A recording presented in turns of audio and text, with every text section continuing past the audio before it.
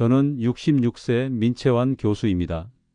제가 40년간 당뇨 환자를 진료하며 느낀 가장 안타까운 점은 아주 간단한 지식만 있었다면 목숨을 잃지 않았을 환자들이 너무 많다는 것입니다. 얼마 전 많은 분들이 사랑하셨던 배우 김수미님께서 저혈당 쇼크로 세상을 떠났다는 안타까운 소식이 전해졌습니다. 많은 이들에게 웃음과 감동을 주었던 분이 저혈당으로 인해 생을 마감하셨다는 사실은 저희 의료진들에게도 큰 충격이었습니다.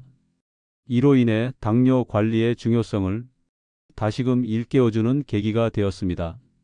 지난주 저희 병원에 의식을 잃은 76세 박형구 할아버지가 실려왔습니다. 할아버지는 아침에 당뇨약을 드시고 아침을 거르신 채 텃밭에 일하러 나가셨다가 쓰러지셨습니다. 이웃분이 발견하지 못했다면 할아버지는 그대로 돌아가실 수도 있었습니다. 혈당을 재보니 29였습니다. 정상 혈당이 100 정도인 것을 생각하면 심각하게 낮은 수준이었죠. 다행히 할아버지는 의식을 되찾으셨습니다. 하지만 모든 어르신들이 이렇게 운이 좋은 것은 아닙니다. 전국에서 매년 2,500명 이상의 65세 이상 어르신들이 저혈당 쇼크로 응급실을 찾습니다. 더 무서운 사실은 이 중 약 10%가 병원에 도착하기도 전에 목숨을 잃거나 심각한 뇌 손상을 입는다는 것입니다. 가장 마음 아픈 순간은 단 한 번의 조치로 살릴 수 있었던 분들이 적절한 도움을 받지 못해 돌아가시는 모습을 볼 때입니다. 당뇨는 단순히 혈당 수치만의 문제가 아닙니다. 언제든 생명을 위협할 수 있는 위험 요소가 될 수 있습니다. 스스로의 건강을 지키는 일에 더 많은 관심을 기울여 주시길 간절히 바랍니다. 혹시 여러분이나 가족 중에 당뇨약을 드시는 분이 계신가요? 그렇다면 이 영상은 반드시 끝까지 보셔야 합니다. 단 15분의 시간이 여러분이나 소중한 가족의 생명을 구할 수 있습니다. 지금 바로 좋아요와 구독을 눌러 이 중요한 정보를 놓치지 마세요. 제가 지난달에 만난 김말자 할머니 68세는 20년 넘게 당뇨약을 드셨습니다. 어느 날 아침 할머니는 평소처럼 약을 드시고 잠시 눈을 붙이셨습니다. 점심때 딸이 전화했을 때 할머니의 말이 어눌했고 이상한 대답을 하셨습니다. 직감적으로 이상함을 느낀 딸은 집으로 달려갔고 도착했을 때 할머니는 식은 땀을 흘리며 바닥에 앉아 계셨습니다. 혈당을 재보니 38이었습니다. 딸이 즉시 주스를 먹여 할머니의 목숨을 구했습니다. 이 딸이 저혈당 증상을 알지 못했다면 어떻게 되었을까요? 만약 그냥 어머니가 피곤하신가 보다라고 생각하고 넘어갔다면? 생각만 해도 끔찍합니다. 저는 내분비내과 교수로 매년 수많은 당뇨 환자를 진료합니다. 제 환자 중 약 18%가 1년에 한 번 이상 심각한 저혈당을 경험합니다. 특히 65세 이상 어르신들은 젊은 환자들보다 저혈당 위험이 3배 이상 높습니다. 왜 그럴까요? 노화로 인해 우리 몸의 저혈당 방어 시스템이 약해지기 때문입니다. 젊은 사람들은 혈당이 70 아래로 떨어지면 즉시 아드레날린이 분비되어 땀이 나고 손이 떨리고 심장이 빨리 뛰는 등의 경고 신호가 나타납니다. 하지만 어르신들은 이런 경고 신호가 혈당 50 이하, 때로는 40 이하까지 내려가야 나타날 수 있습니다. 그때는 이미 뇌가 포도당 부족으로 제대로 기능하지 못하는 위험한 상태입니다.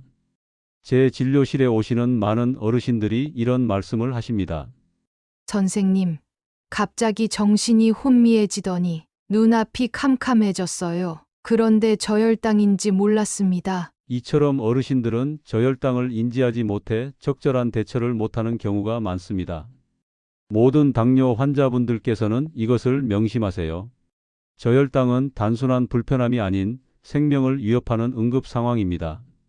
특히 65세 이상 어르신들에게는 더욱 위험합니다. 지난 1월 추운 겨울날 아침이었습니다. 응급실에 의식을 잃은 채 실려온 83세 이종석 할아버지는 혈당이 31로 측정되었습니다. 할아버지는 평소 당뇨약을 꾸준히 복용하셨지만 전날 저녁부터 심한 감기 증상으로 제대로 식사를 하지 못하셨습니다. 그런데도 아침에 습관적으로 당뇨약을 드셨고 결국 저혈당 쇼크로 쓰러지신 것입니다. 이런 상황은 특히 감기나 배탈 같은 가벼운 질병에도 자주 발생합니다. 실제로 제가 치료한 저혈당 환자의 약 22%가 이러한 상황에서 발생했습니다. 많은 어르신들이 약은 꼭 먹어야 한다는 생각에 식사를 못해도 약은 챙겨 드십니다. 하지만 이것이 매우 위험할 수 있습니다. 저혈당이 발생하는 주요 원인을 살펴보겠습니다. 첫째, 약을 복용하고 식사를 거르거나 늦게 먹는 경우입니다. 둘째, 평소보다 활동량이 많은 날입니다. 셋째, 소화가 잘 안 되는 등 몸이 아픈 날입니다. 넷째, 약 용량이 너무 높은 경우입니다. 다섯째, 술을 마신 후입니다. 특히 술은 매우 위험합니다. 지난해 추석 72세 최선호 할아버지는 가족들과 함께 술을 드신 후 취해서 잠이 드셨습니다.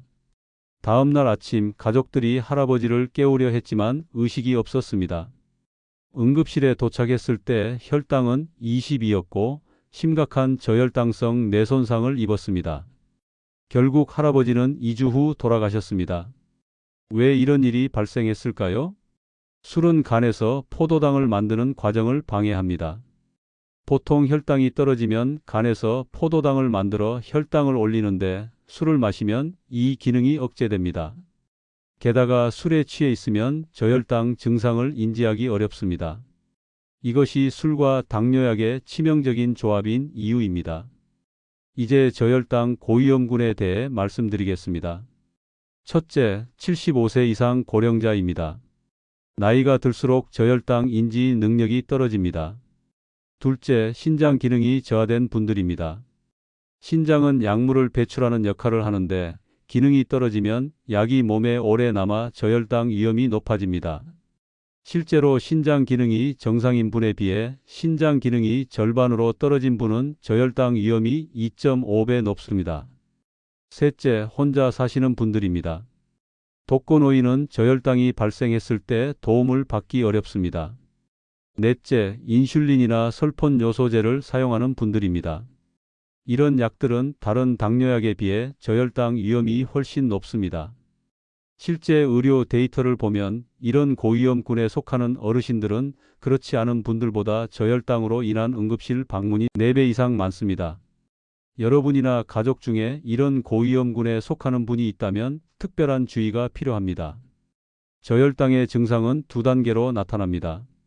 초기에는 식은땀, 손떨림, 심장 두근거림, 배고픔, 어지러움 같은 증상이 나타납니다. 이때 제대로 대처하면 위험을 피할 수 있습니다. 하지만 조치를 취하지 않으면 2번째 단계로 넘어갑니다. 이때는 말이 어눌해지고 행동이 이상해지며 의식이 흐려지고 심하면 발작이나 혼수 상태에 빠질 수 있습니다. 가장 위험한 것은 저혈당 무감지증입니다. 저혈당이 반복되면 몸이 이에 적응해 더 이상 경고 신호를 보내지 않게 됩니다. 즉, 저혈당이 와도 증상을 느끼지 못하게 되는 것입니다. 실제로 제 환자 중 한 분은 운전 중 갑자기 의식을 잃어 사고가 났고 나중에 검사해 보니 혈당이 28이었습니다. 하지만 환자는 어떤 증상도 느끼지 못했다고 했습니다. 또한 저혈당이 반복되면 심각한 뇌 손상을 일으킬 수 있습니다. 미국 당뇨병학회 연구에 따르면 1년에 3번 이상 심각한 저혈당을 겪은 노인은 치매 위험이 2배 이상 높아진다고 합니다. 뇌는 포도당이 유일한 에너지원이기 때문에 포도당이 부족하면 뇌세포가 손상됩니다. 하지만 적절한 지식과 대처법만 알면 위험한 상황을 충분히 예방할 수 있습니다. 이제 저혈당이 발생했을 때 생명을 구하는 응급 대처법을 알려드리겠습니다. 꼭 끝까지 시청해 주세요. 제가 응급실에서 가장 많이 듣는 말 중 하나는 저혈당이 와서 당이 필요한 줄 알았는데 어떤 음식을 먹어야 할지 몰랐어요,입니다. 매우 안타까운 일이죠. 먼저 저혈당 여부를 확인해야 합니다. 혈당 측정기가 있다면 바로 재보세요. 혈당이 70 미만이면 저혈당입니다. 혈당 측정기가 없다면 갑자기 식은땀이 나고 손이 떨리며 심장이 빠르게 뛰고 어지럽다면 저혈당을 의심해야 합니다. 저혈당이 의심되면 즉시 15대 15 규칙을 적용하세요. 15g의 당분을 섭취하고 15분 후에 혈당을 다시 측정하는 것입니다. 15g의 당분이란 구체적으로 어느 정도일까요? 설탕 3큰술이면 약 15g입니다. 꿀은 1큰술이면 15g 정도 됩니다. 주스는 반컵, 약 100ml 정도면 15g의 당분이 들어 있습니다. 일반 콜라도 반컵, 약 100ml 정도면 충분합니다. 포도당 정제는 3개에서 4개 정도 먹으면 됩니다. 사탕도 3개에서 4개 정도면 15g의 당분을 섭취할 수 있습니다. 이런 음식들은 단순당으로 빠르게 흡수됩니다. 정확히 이런 양을 먹는 것이 중요합니다. 너무 적게 먹으면 효과가 없고 너무 많이 먹으면 나중에 혈당이 지나치게 올라갈 수 있습니다. 여기서 중요한 점은 초콜릿이나 아이스크림 같이 지방이 많은 음식은 피해야 한다는 것입니다. 많은 분들이 단 음식이면 다 좋다고 생각하시는데 지방은 당분 흡수를 늦추기 때문에 응급 상황에서는 도움이 되지 않습니다. 또한 빵이나 밥 같은 일반 탄수화물도 첫 번째 선택이 아닙니다. 이런 음식들은 소화되어 당분으로 변하는데 시간이 걸리기 때문입니다. 응급 상황에서는 즉시 흡수되는 단순당이 필요합니다. 실제 사례를 들려드리겠습니다. 71세 이상의 할머니는 어느 날 아침 저혈당 증상이 느껴져 쌀밥을 한 공기 드셨습니다. 하지만 쌀밥은 소화되어 혈당으로 변하는데 시간이 걸립니다. 결국 할머니는 의식을 잃고 쓰러졌고 다행히 남편이 119를 불러 살았지만 큰 위험을 겪었습니다. 이처럼 저혈당 상황에서는 올바른 음식 선택이 중요합니다. 15분 후에 혈당을 다시 측정했을 때 여전히 70 미만이라면 당분을 한 번 더 섭취하고 다시 15분을 기다립니다. 혈당이 70 이상으로 올라갔다면 다음 식사 시간이 1시간 이상 남았을 경우 작은 간식을 먹는 것이 좋습니다. 이때는 단백질과 탄수화물이 함께 있는 간식이 좋은데 예를 들면 우유 1컵과 크래커 서너 개를 함께 드시거나 요구르트 1개와 바나나 1개를 함께 드셔도 좋습니다. 또는 삶은 달걀 1개와 작은 빵 1조각을 드시거나 두부 1조각과 사과 반 개를 함께 드셔도 좋습니다. 이렇게 복합 영양소가 있는 간식은 혈당을 안정적으로 유지하는 데 도움이 됩니다. 만약 의식이 흐려지거나 스스로 음식을 먹을 수 없는 상태라면 어떻게 해야 할까요? 이런 상황에서는 절대로 음식이나 음료를 입에 넣으면 안 됩니다. 기도로 들어가 질식할 위험이 있기 때문입니다. 이런 경우에는 즉시 119를 불러야 합니다. 제 환자 중 한 분은 의식이 없는 남편의 입에 주스를 넣으려다 기도로 들어가 상황이 더 악화된 경우가 있었습니다. 의식이 없는 분에게는 절대로 음식이나 음료를 먹이지 마세요. 만약 가족 중에 당뇨병 환자가 있다면 의사와 상담하여 글루카곤 주사 키트를 준비해 두는 것이 좋습니다. 글루카곤은 혈당을 빠르게 올려주는 호르몬으로 심각한 저혈당으로 의식을 잃었을 때 사용할 수 있습니다. 사용법은 매우 간단하여 가족들도 쉽게 배울 수 있습니다. 실제로 지난해 제가 글루카곤 주사 키트를 처방한 환자 가족 중 한 분이 이렇게 말씀하셨습니다. 선생님, 그 주사 덕분에 아버지 목숨을 구했어요. 새벽에 아버지가 의식을 잃고 쓰러져 계셨는데 글루카곤 주사를 놓고 5분 만에 의식을 되찾으셨어요. 글루카곤은 정말 생명을 구하는 도구입니다. 저혈당이 왔을 때 절대 하지 말아야 할 행동도 있습니다. 첫째, 혼자 운전하지 마세요. 혈당이 70 미만이면 인지 능력과 반응 속도가 30% 이상 떨어진다는 연구 결과가 있습니다. 이는 술에 취한 것과 비슷한 상태입니다. 둘째, 혼자 있지 마세요. 가능하면 주변에 누군가 있도록 하세요. 셋째, 당분 섭취 후 바로 활동하지 마세요. 적어도 15분은 휴식을 취해야 합니다. 여러분, 저혈당 응급 상황에서의 올바른 대처는 생명을 구할 수 있습니다. 이 지식을 가족들과 함께 나누어 주세요. 그리고 음식은 약보다 중요하다. 이것은 제가 모든 당뇨 환자분들께 강조하는 말입니다. 특히 65세 이상 어르신들에게 저혈당을 예방하는 것은 약을 잘 먹는 것보다 더 중요할 수 있습니다. 이제 저혈당을 예방하는 구체적인 생활 수칙을 알려드리겠습니다. 첫째, 규칙적인 식사가 가장 중요합니다. 실제 통계를 보면 식사를 거른 후 발생한 저혈당이 전체 저혈당 응급 상황의 약 42%를 차지합니다. 당뇨약이나 인슐린은 식사 시간에 맞춰 작용하도록 처방됩니다. 따라서 식사를 거르거나 시간을 크게 바꾸면 저혈당 위험이 높아집니다. 제 환자 중 68세 박희숙 할머니는 매일 아침 7시에 당뇨약을 드시고 8시에 아침을 드셨습니다. 그런데 어느 날 손자가 갑자기 아파서 병원에 데려가느라 아침을 거르셨고 결국 오전 10시경 저혈당 쇼크로 쓰러지셨습니다. 이처럼 아침에 먹는 약 때문에 아침을 거르면 오전에 저혈당이 올 가능성이 매우 높습니다. 만약 식사를 거를 상황이 예상된다면 미리 의사와 상담하여 약 복용 방법을 조정해야 합니다. 기본적으로 아침, 점심, 저녁을 매일 비슷한 시간에 먹는 습관이 중요합니다. 둘째, 항상 당분을 가지고 다니세요. 당뇨 환자분들은 항상 주머니나 가방에 사탕, 포도당 정제, 작은 주스팩 같은 빠르게 흡수되는 당분을 넣어 다녀야 합니다.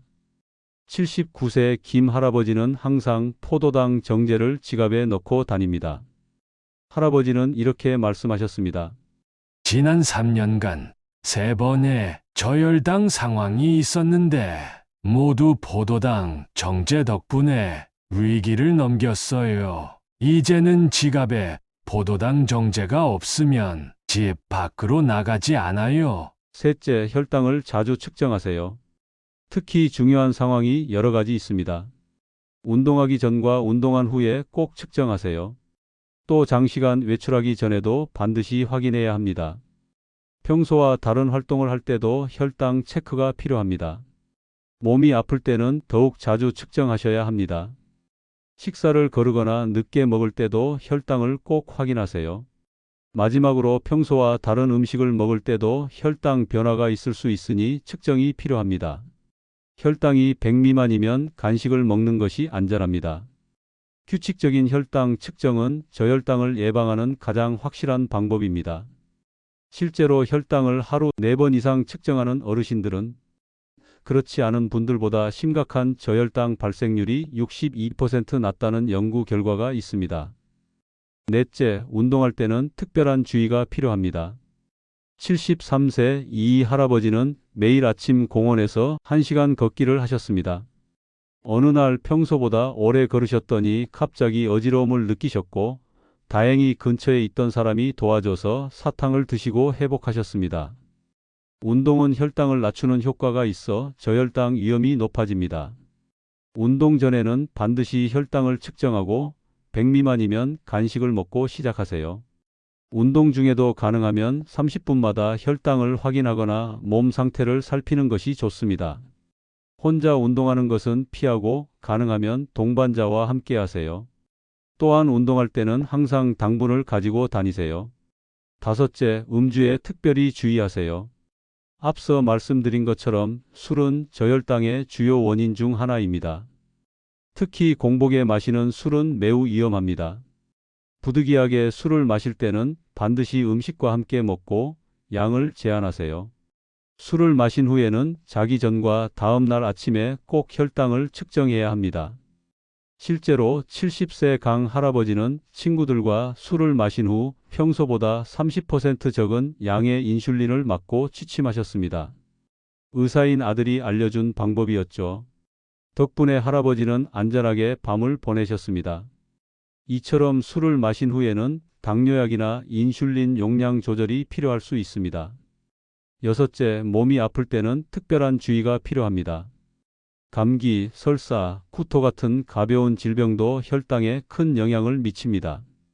식사를 제대로 못하거나 약이 제대로 흡수되지 않을 수 있기 때문입니다. 몸이 아플 때는 반드시 의사와 상담하여 약 용량을 조절해야 합니다. 67세 최 할머니는 심한 감기로 이틀간 거의 식사를 하지 못했지만 평소처럼 당뇨약을 복용했습니다. 결국 심각한 저혈당으로 응급실에 실려왔습니다. 최 할머니는 약은 꼭 먹어야 한다고 생각했어요 라고 말씀하셨습니다. 하지만 식사를 제대로 못하면 약 용량을 줄이거나 잠시 중단해야 할 수도 있습니다. 일곱째, 당뇨 환자임을 알리는 표시를 항상 지니세요. 당뇨병 환자임을 알리는 팔찌나 카드를 가지고 다니면 응급 상황에서 큰 도움이 됩니다. 실제로 78세장 할아버지는 길에서 저혈당으로 쓰러졌지만 당뇨병 환자임을 알리는 팔찌 덕분에 지나가던 간호사가 즉시 도움을 줄 수 있었습니다. 여덟째, 가족이나 친구들에게 저혈당 증상과 대처법을 가르쳐 주세요. 실제로 저혈당으로 응급실에 오는 환자의 약 68%는 가족이나 지인이 발견하여 조치를 취한 경우입니다. 주변 사람들이 저혈당 상황을 인식하고 대처할 수 있다면 위험한 상황을 훨씬 빨리 해결할 수 있습니다. 82세 박 할아버지의 며느리는 이렇게 말했습니다. 시아버지가 갑자기 말이 어눌해지고 행동이 이상해져서 처음에는 뇌졸중인 줄 알았어요. 하지만 당뇨 지식을 알고 있는 덕분에 이게 저혈당 증상일 수 있다는 걸 알았고 바로 주스를 드렸더니 10분 만에 정상으로 돌아오셨어요. 마지막으로 정기적인 의사 상담이 중요합니다. 3개월마다 한 번씩 의사를 찾아가 혈당 조절 상태를 확인하고 약물 조정이 필요한지 상담하세요. 특히 저혈당을 경험한 적이 있다면 반드시 의사에게 알려야 합니다. 많은 환자분들이 약을 줄이면 혈당이 올라갈까 봐 걱정돼서 저혈당 경험을 의사에게 말씀하지 않는 경우가 있습니다. 하지만 저혈당은 고혈당보다 더 위험할 수 있습니다. 고혈당은 장기적으로 문제를 일으키지만 저혈당은 즉시 생명을 위협할 수 있기 때문입니다.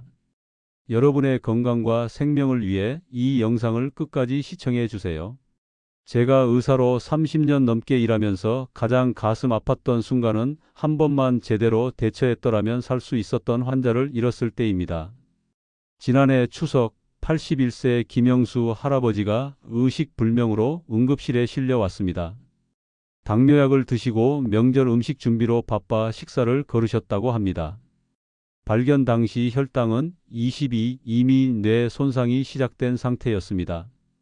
할아버지는 결국 일주일 후 돌아가셨고 남겨진 가족들은 그때 저혈당 증상만 알았더라면 이라는 후회로 괴로워했습니다. 이런 비극을 막기 위해 제가 개발한 생명을 지키는 3가지 약속을 알려드리겠습니다. 이 3가지만 실천하면 여러분의 생명을 지킬 수 있습니다. 복잡하지 않고 지금 당장 시작할 수 있는 방법들입니다. 첫 번째 약속은 붉은 깃발 찾기입니다. 여러분의 저혈당 위험이 높아지는 특별한 상황, 즉 붉은 깃발을 찾아내세요. 73세 박명자 할머니는 매주 목요일마다 저혈당이 자주 왔습니다. 왜일까요? 목요일은 손녀를 돌보는 날이었습니다. 아이와 놀아주느라 식사 시간이 불규칙해졌던 것입니다. 이것이 할머니의 붉은 깃발이었습니다. 여러분의 붉은 깃발은 무엇일까요? 혹시 병원에 가는 날, 대청소하는 날, 목욕하는 날, 또는 특정 약을 먹는 날, 달력에 이런 날들을 표시해두고 그날은 특별히 주의하세요. 실제로 저혈당으로 응급실에 오는 환자의 80%는 같은 상황에서 반복해서 저혈당이 옵니다. 자신의 붉은 깃발을 알면 위험을 피할 수 있습니다. 두 번째 약속은 생명지킴 삼총사를 항상 가지고 다니는 것입니다. 생명지킴 삼총사는 무엇일까요? 첫째, 포도당 정제나 사탕 5개. 둘째, 작은 주스팩 하나. 셋째, 저는 당뇨 환자입니다. 이상 행동 시 당분을 주세요 라고 적힌 카드입니다. 78세 이정숙 할머니는 시장에서 갑자기 어지러움을 느꼈습니다. 다행히 평소 가방에 넣어둔 사탕을 꺼내 먹고 위기를 넘겼습니다. 할머니는 그 사탕 5개가 제 생명을 구했어요 라고 말씀하셨습니다. 더 놀라운 사례도 있습니다. 65세 최영호 할아버지는 버스에서 의식을 잃었는데 주머니에 있던 당뇨 환자 카드 덕분에 옆자리 승객이 즉시 주스를 먹여 생명을 구했습니다.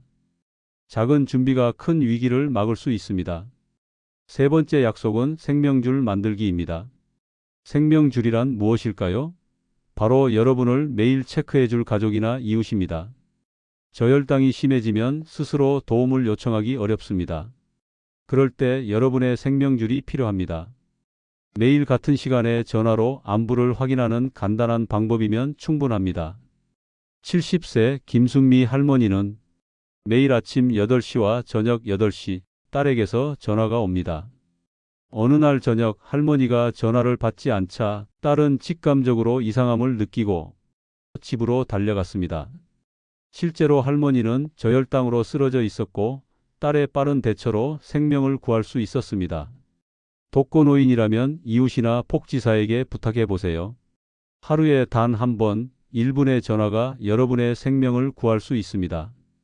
이 세 가지 약속 외에 여러분이 지금 당장 실천할 수 있는 생명지킴 습관을 말씀드리겠습니다. 첫째, 식사 전에 약을 드시지 마세요. 많은 어르신들이 깜빡 잊을까봐 미리 약을 드십니다. 하지만 그러다 식사가 지연되면 저혈당이 올 수 있습니다. 약은 반드시 식사를 시작한 후에 드세요. 둘째, 15대15대15 법칙을 가족 모두가 외우게 하세요. 저혈당 증상이 있으면 당분 15g을 섭취하고 15분 기다린 후 여전히 증상이 있으면 다시 15g을 섭취하는 방법입니다. 이 간단한 규칙이 생명을 구합니다. 셋째, 휴대폰에 비상연락처를 저장해 두세요. 응급 상황에서 의료진이 빠르게 가족에게 연락할 수 있도록 하는 것입니다. 실제로 제 환자 중 한 분은 이런 간단한 준비로 3번이나 생명을 구했습니다. 여러분, 어떤 것보다 무서운 것이 저혈당입니다. 저혈당은 대처하지 못하면 100% 위험합니다. 하지만 오늘 배운 지식으로 여러분은 이제 안전할 수 있습니다. 마지막으로 제 평생의 경험을 담은 말씀을 드리겠습니다. 건강은 병원에서 만들어지는 것이 아니라 여러분의 일상에서 만들어집니다. 의사인 제가 할 수 있는 일보다 여러분이 매일 실천하는 작은 습관이 생명을 구합니다. 오늘 이 영상을 본 후 꼭 3가지를 실천해 보세요. 첫째, 가족에게 이 영상을 보여주세요. 둘째, 지금 당장 생명지킴 삼총사를 준비하세요. 셋째, 매일 연락할 생명줄을 만드세요. 여러분의 작은 실천이 여러분의 생명을 그리고 여러분이 사랑하는 사람의 생명을 구할 수 있습니다. 이 영상이 도움이 되셨다면 좋아요와 구독을 눌러주세요. 여러분의 건강한 노년을 늘 응원합니다.